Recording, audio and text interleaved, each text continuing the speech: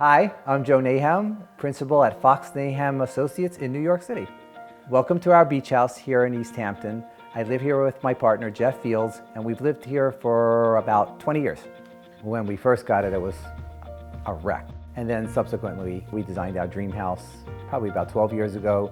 And even in the 12 years since then, we've done several additions to the house. So it's been a fun adventure.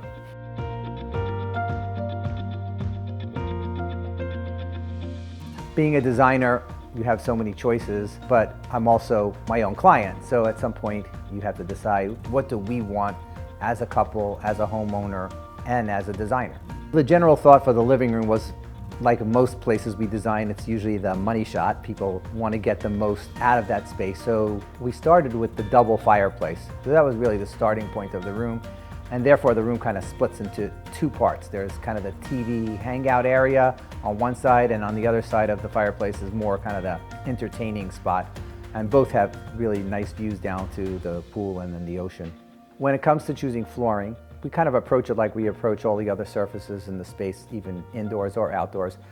Generally, our goal is to have not everything look brand new, and having, whether it be antique stone floors or wood floors that are reclaimed, those materials lend a lot of texture and a lot of depth and help take the newness at a lot of these new homes. We've learned over the years that the quality of the wood and how it's laid out and who makes it is very important to us. And that's one of the reasons we love working with Carlisle. We know there's a consistency of quality. We know that the way the floors are milled, or even when reclaimed floors are remilled, there's going to be a consistency. And our installers really love working with them. What you're seeing throughout our house in most of the areas is a reclaimed white oak. And the reclaimed part, to me, is what gives it a lot of character. You have knots, you have holes.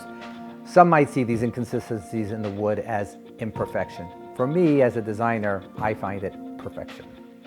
When we were choosing the color for the floor, we had other woods involved, like the mahogany on all the doors and windows. So that had to work jointly with the floors.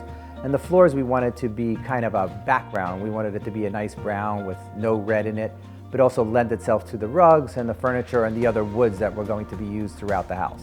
For us, and in the context of this house, we really liked the random width. It also enabled us to get some really wide planks. Some of them are, I think, over 12 inches wide. I think the process of working with Carlisle is not only do they understand how architects and designers work, but I think they really understand what the clients are looking for.